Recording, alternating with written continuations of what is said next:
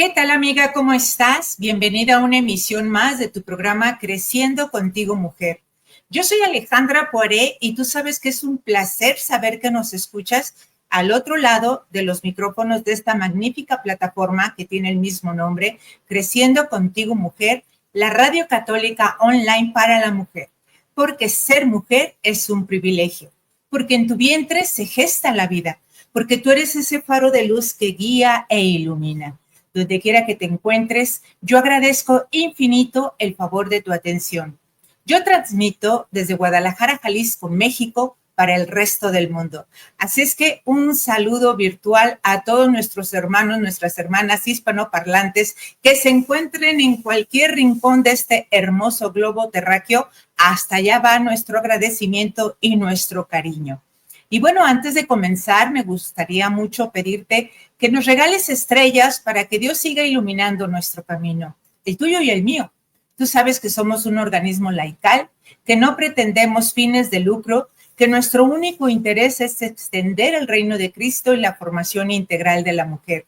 Regálanos estrellas para que Dios siga iluminando nuestro camino. Hoy les tengo un hermoso programa y tengo una gran invitada. La verdad, me da muchísimo gusto tenerla. Fíjense, yo creo y estoy segura que te ha pasado como mamá, pues que de pronto sientes que constantemente pierdes la paciencia con tus hijos y que tal vez en algún momento te has desbordado y luego te llega la culpa porque emocionalmente probablemente sientes que lastimaste a tus hijos en la parte emocional. Así es que esta gran invitada que tengo, fíjense, desde Argentina está Brenda Trócoli, que es madre de 2 niñas, es comunicadora, especialista en crianza y parentalidad positiva.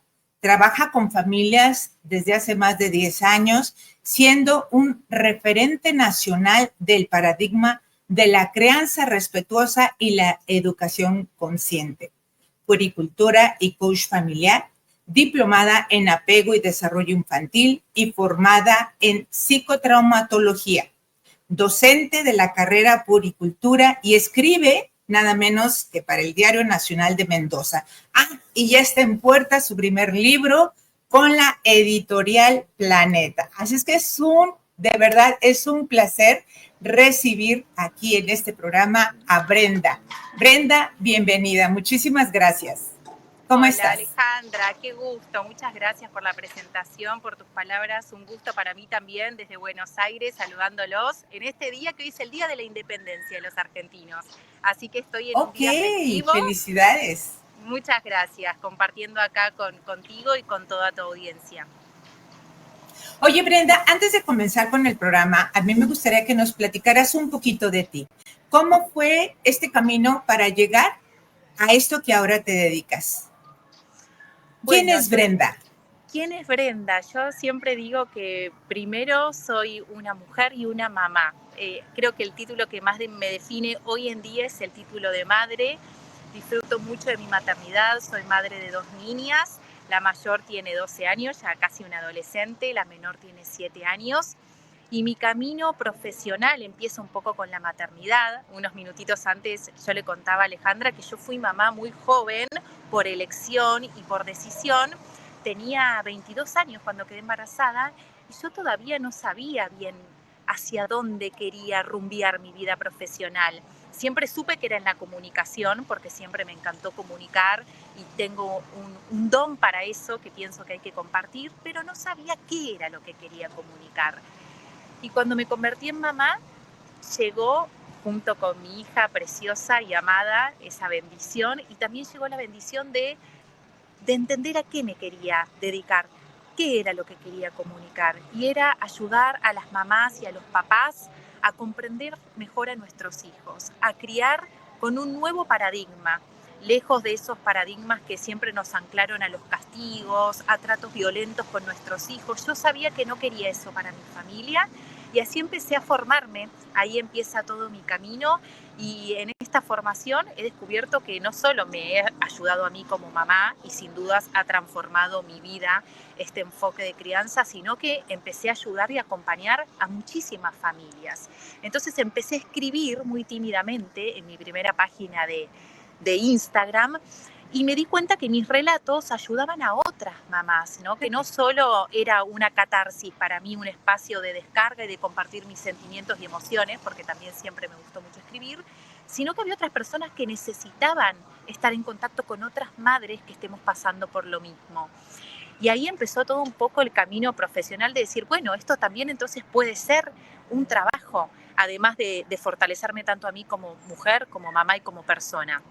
Así que ahí empecé a estudiar. Desde ese momento estudio todo lo relacionado en relación al acompañamiento de las mujeres en gestación en los primeros años de vida y ahora ya me extendí también hasta la adolescencia, acompañar a los chicos en todo su desarrollo. Oye, maravilloso. Fíjate que te cuento un poquito de mí. Yo nunca fui niñera. Aquí hay un dicho en México que decimos, yo era pata de perro. Yo salía mucho, yo nunca estaba en casa. Entonces, cuando yo me casé, yo sí, siempre, desde mi adolescencia, deseaba hijos. Y yo decía, yo cuando me case, yo voy a tener 3 hijos. Fíjate, dije 3 hijos. Ya una vez casada quise más, pero ya no me dejó mi doctor. Pero cuando tuve a mi primer hijo, o sea, que me lo pusieron aquí en los brazos y luego con cesárea, en ese momento en un departamento sin teléfonos, porque todavía no estaba cableado, no existían los celulares, y yo dije, ¿y ahora qué hago? ¿Qué hago? O sea, no tuve esa visión que tú me estás contando de prepararme porque trabajaba, pero de prepararme para recibir a un hijo en los brazos y saber qué hacer, ¿no? Entonces, sí estuvo una semana conmigo mi esposo, pero luego tuvo que partir a trabajar. Cuando él llegaba del trabajo era cuando el bebé, pues a bañarlo, claro, si yo le daba sus comiditas y todo, bueno, le daba pecho en ese entonces, pero qué difícil fue para mí no haberme preparado con anterioridad para recibir a mi hijo. Claro, después nos propusimos él y yo, pues todo lo que fuera lo referente a estudiar para cómo educarlos, qué tipo de educación queríamos para ellos, etcétera, ¿no? Pero esto que tú haces ahora, yo quiero comentarles que Brenda y yo somos compañeras en la carrera de psicología y me ha maravillado todo lo que ella platica con lo que respecta a la crianza. Entonces, pues obviamente es muy importante tanto para los papás como para las mamás, o sobre todo las mamás, que se trabaje en esta gestión, Brenda, porque yo creo que el resultado de esta educación autoritarista que anteriormente, que en antaños existía y que luego penduló hacia el permisivismo, pues hoy vemos los resultados, ¿no? De jóvenes que no se quieren casar, jóvenes que postergan el matrimonio o postergan la crianza precisamente o el hecho de tener hijos. Por eso es tan importante.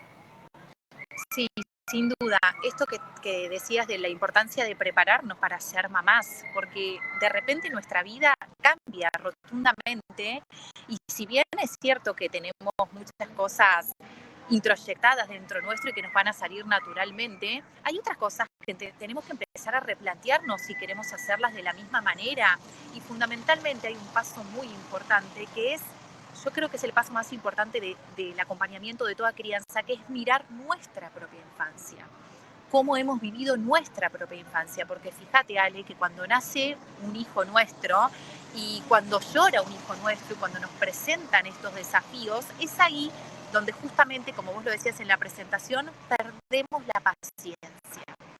¿Qué nos pasa con sostener el llanto de un niño? Con sostener la angustia, ¿no? Como que venimos de paradigmas donde nos decían no llores que te vas a poner fea y que nadie te va a querer.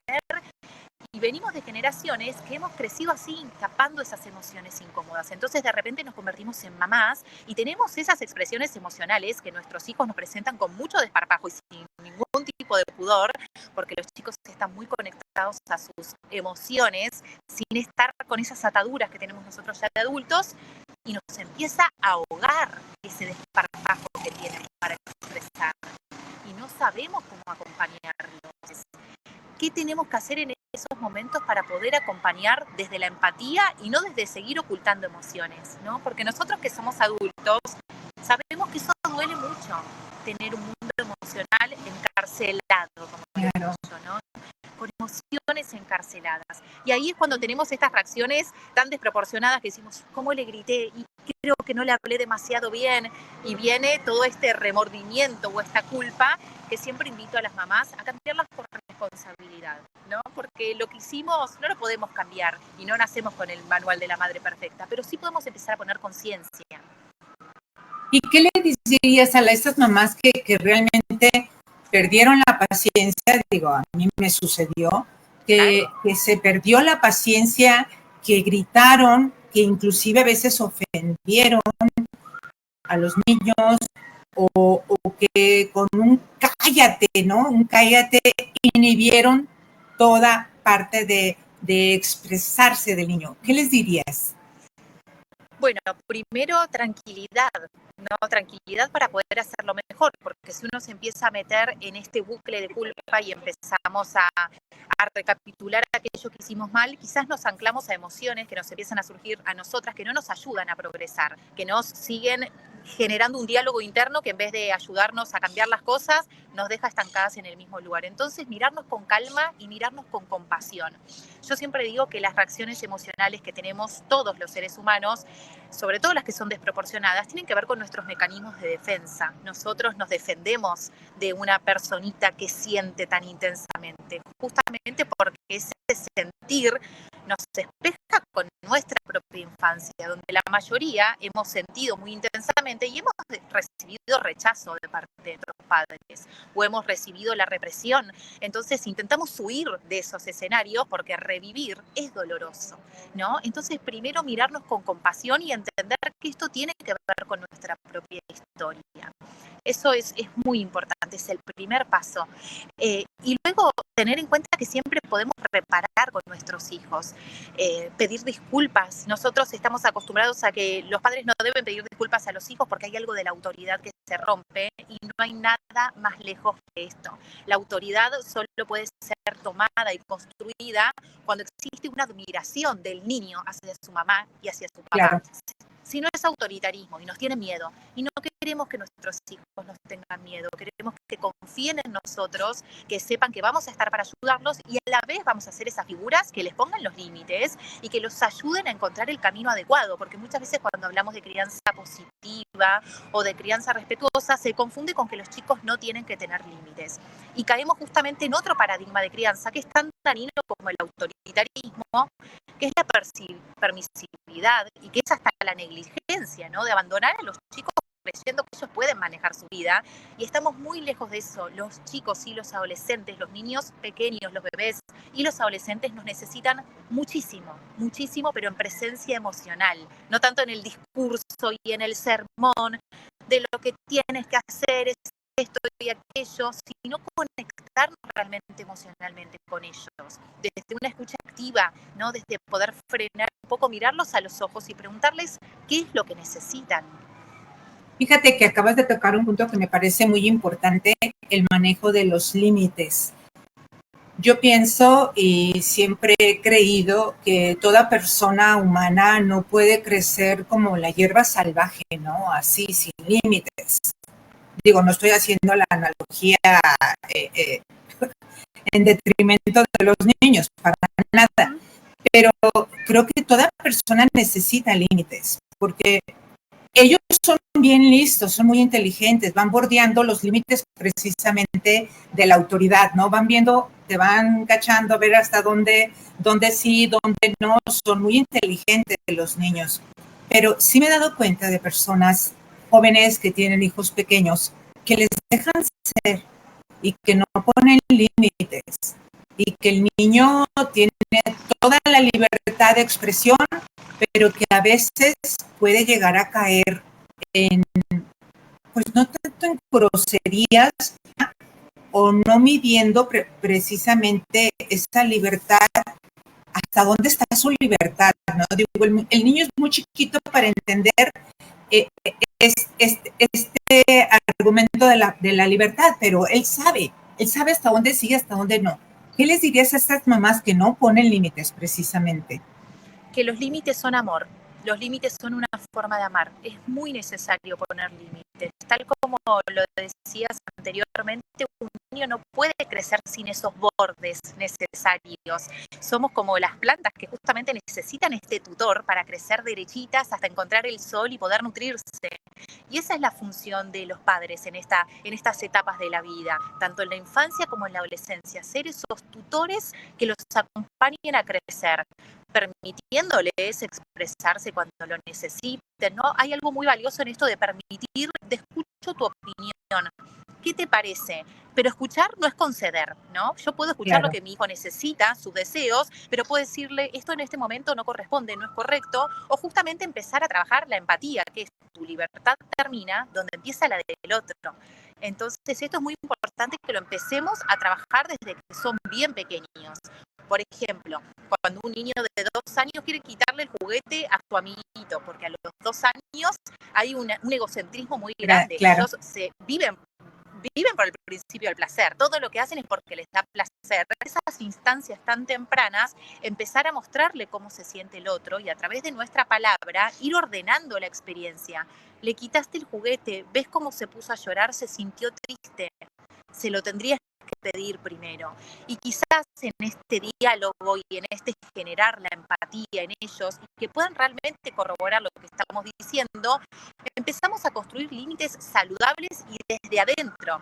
No es devuélveselo ya a tu amiguito que eres un malo y eres, no como empezamos a etiquetar a nuestros hijos con adjetivos que los dañan. Ellos están probando y necesitan saber cómo sí hacerlo, porque los adultos estamos muy acostumbrados a decirles lo que no, pero no les mostramos lo que sí, cómo podemos hacerlo con amabilidad, con respeto y valorando al otro. Y estas son habilidades que se van construyendo día a día. La empatía, por ejemplo, en los niños recién empieza a tener un lugar a nivel cerebral a partir de los 5 o 7 años. Antes de eso, no registran que sus emociones tienen una implicancia en la de los otros, por ejemplo, o que sus acciones tienen una consecuencia. Claro. Entonces, es muy importante ir ordenando emocional y un autoconocimiento que va formando personas muy fuertes emocionalmente, que yo creo que hoy vemos jóvenes muy débiles emocionalmente, ¿no?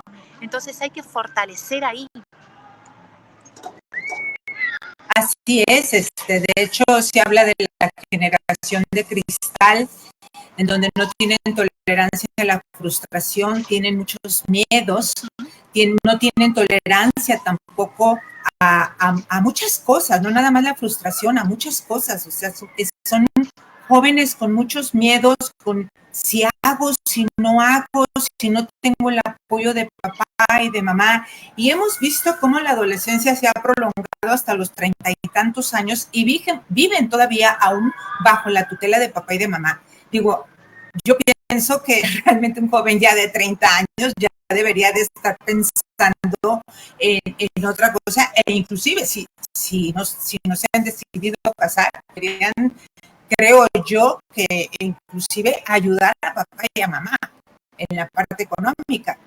Pudiera ser, a lo mejor papá y mamá no lo necesitan, pero es generarles una responsabilidad a los hijos, ¿no?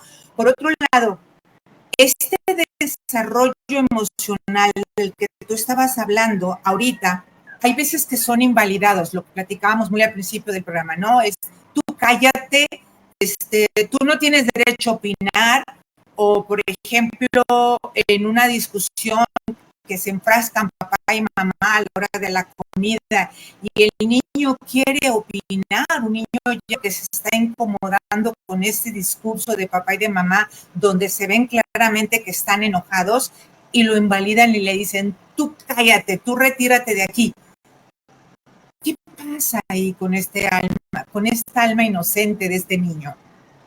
Bueno, acá es muy importante hablar del desarrollo infantil y de cómo son las etapas del cerebro, ¿no? Cómo se va desarrollando, porque si hay algo que yo he ido uniendo a lo largo de toda mi formación, es que hay una fuerte relación entre el desarrollo del cerebro y lo que nosotros le podemos pedir a nuestros hijos. Muchas veces los adultos exigimos más de lo que los chicos pueden dar y lo sobreexigimos y esto trae consecuencias negativas.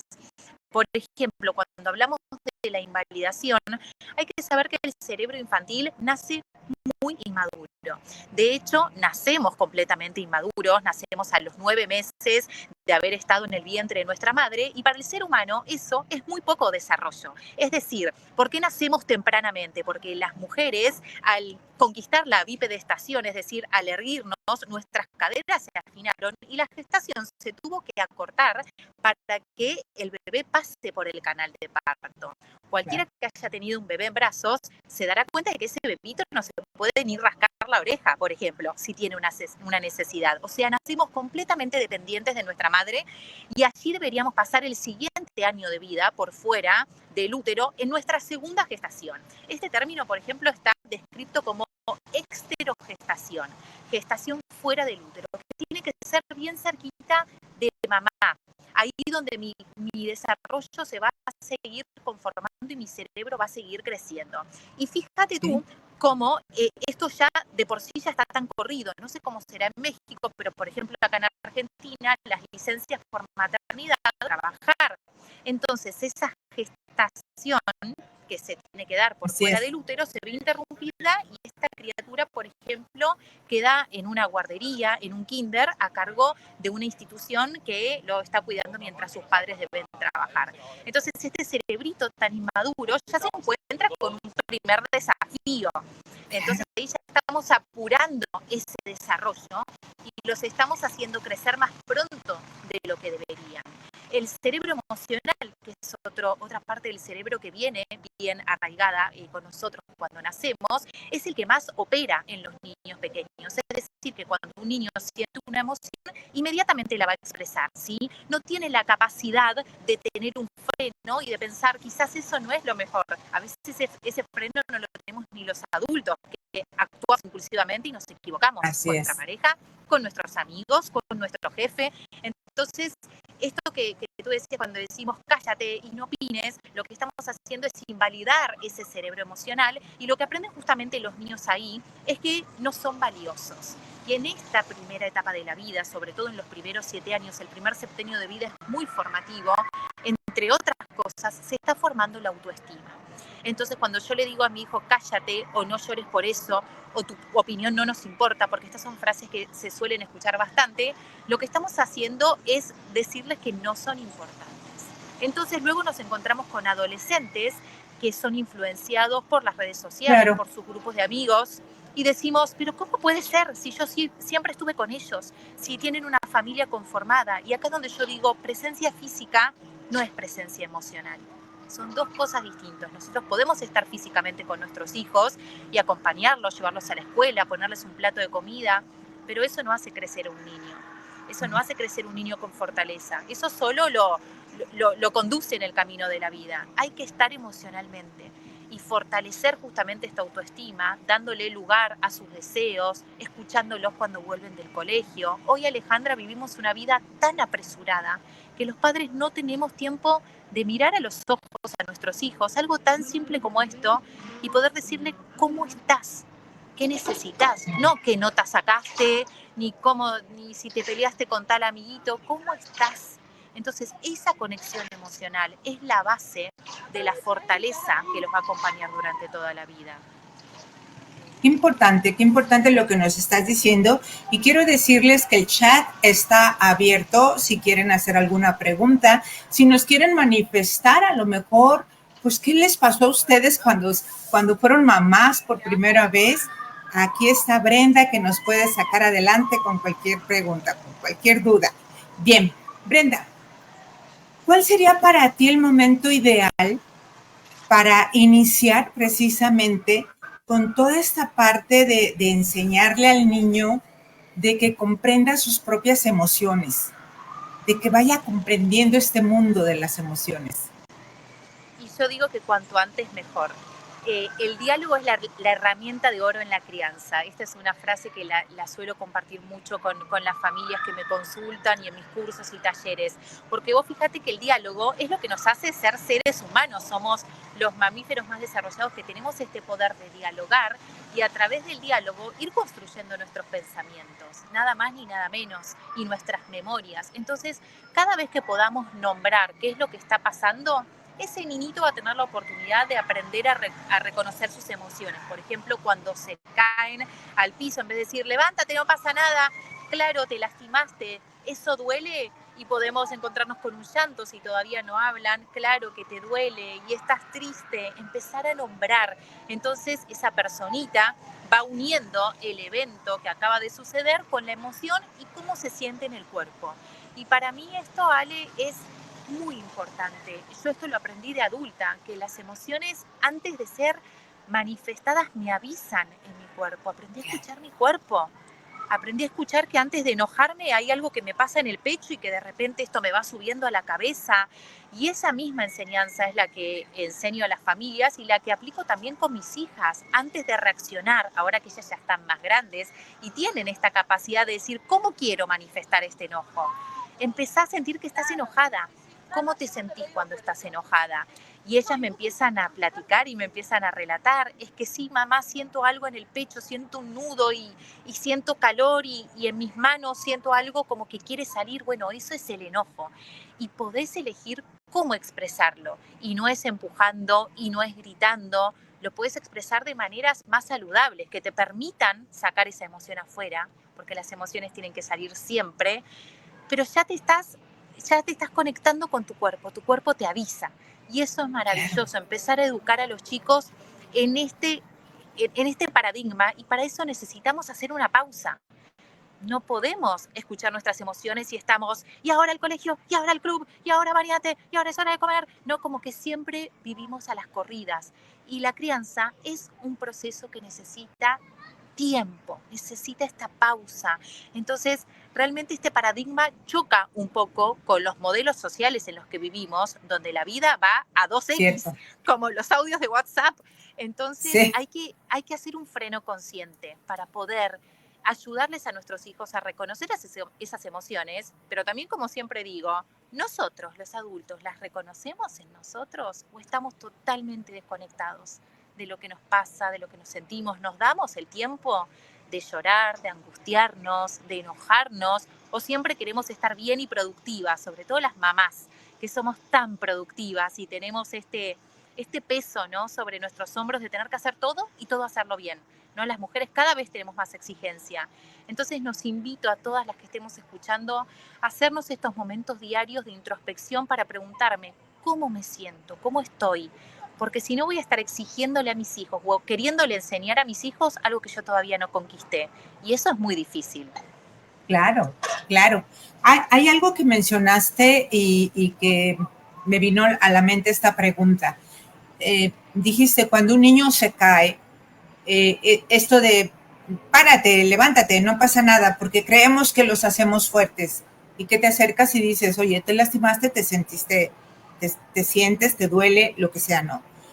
¿Cómo diferenciar esta crianza positiva de la sobreprotección? Uh-huh.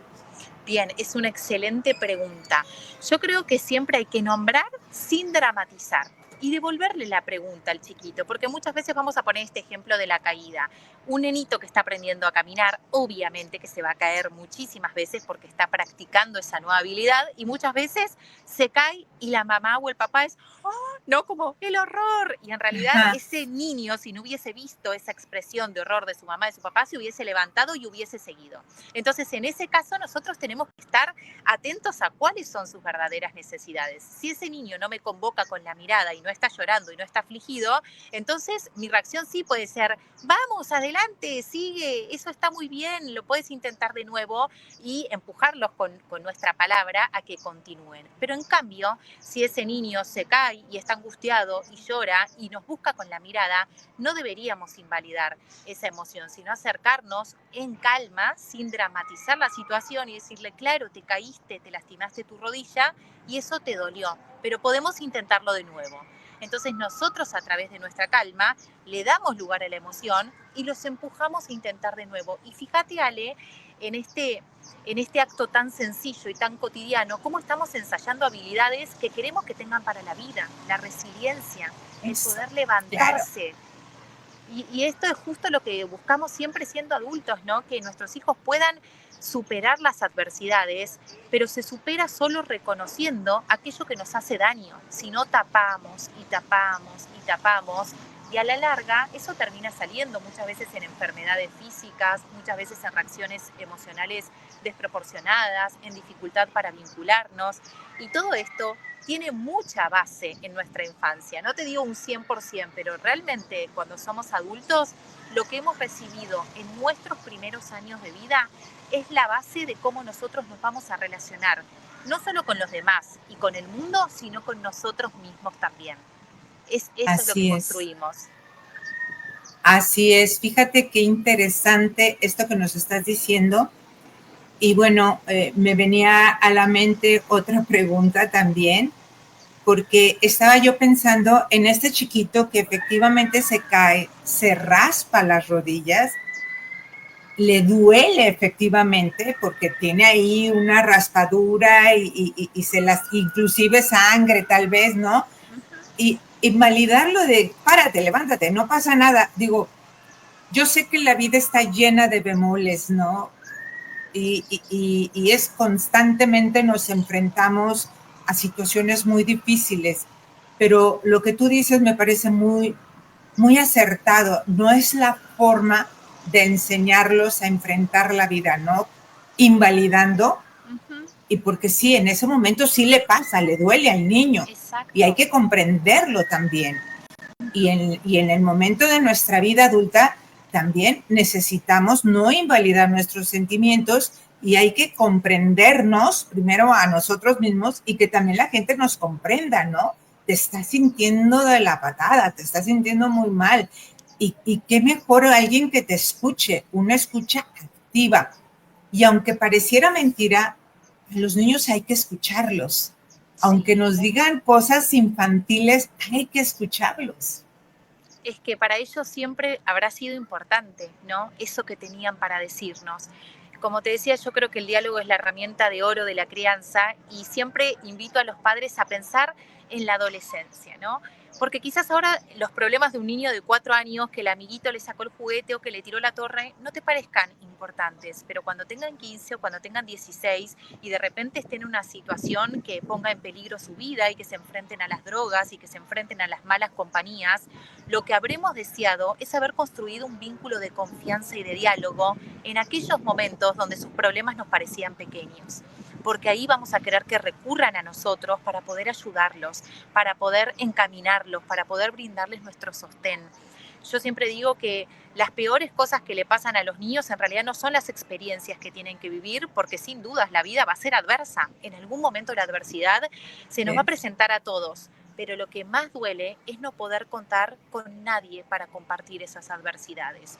Y esto es lo que le pasa hoy a muchos adolescentes, que se enfrentan a desafíos muy grandes y no pueden contar con sus papás, porque no han construido diálogo, porque los han invalidado tantos años en estas cosas que parecían chiquitas.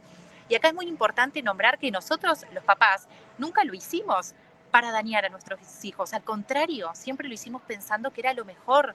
Pero hoy tener una apertura más emocional a la crianza nos hace dar cuenta de que nosotros cuando éramos chicos también hubiésemos necesitado que nos validen y que nos miren y que nos digan, sé que eso te puso muy triste. Hubiésemos necesitado más presencia de mamá, de papá, ¿no? Y hoy nosotros tenemos la oportunidad para revertirlo, para revertir eso, hacer más pausa con nuestros hijos y abrir este diálogo emocional que es tan importante. Y es el sostén de todo para ellos en la vida. Lo más importante para un niño es sentirse aceptado por mamá y papá y conseguir su mirada. Entonces, si conseguir la mirada y la aprobación de mi mamá significa tragarme mis emociones porque a mi mamá no le gusta cuando lloro, lo voy a hacer. ¿Y qué estamos criando? Niños desconectados. Exacto, los invitamos a desconectarse. Y es justamente lo que no tenemos que perder nunca, la conexión con nuestro propio ser y la conexión con el amor, porque al final es eso, estar conectados con nosotros, es estar conectados con el amor, con una energía muy poderosa.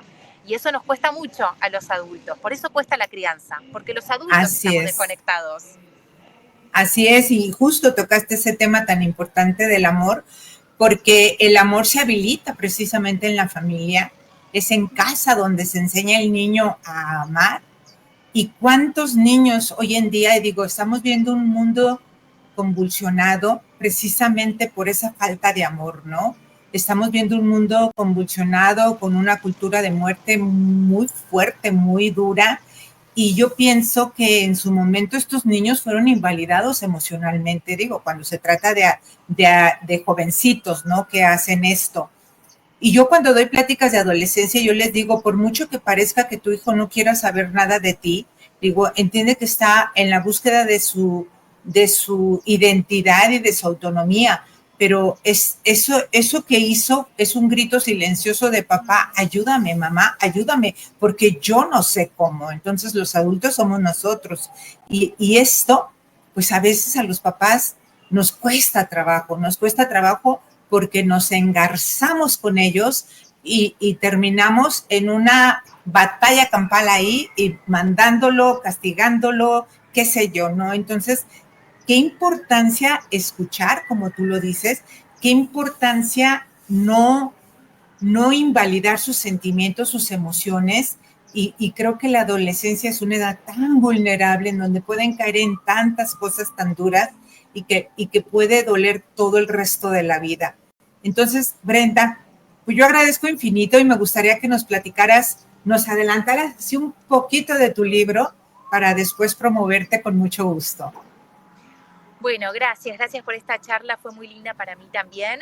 Bueno, se viene mi primer libro muy pronto, si Dios quiere en los próximos meses lo vamos a tener, y va a ser un libro, Ale, que justamente va a tratar toda nuestra propia historia emocional y cómo eso influye en la manera en la que estamos criando. Yo siempre digo que no podemos aprender de crianza sin autoconocimiento, porque cuando nosotras nos convertimos en mamás, se actualizan todas nuestras vivencias infantiles, renacemos, nuestro cerebro se modifica y todos esos recuerdos que teníamos bien guardaditos del pasado de repente se actualizan con las emociones de nuestros hijos, con estos desafíos, y es justo ahí la punta para volver a nosotras mismas, no perdernos la oportunidad de crecer con nuestros hijos. Una crece cuando cría también y tenemos mucho para aprender con ellos y de ellos de nosotros. Mutuamente nos vamos nutriendo porque ellos tienen esa frescura y están tan conectados con su ser que es justamente lo que a nosotros nos falta.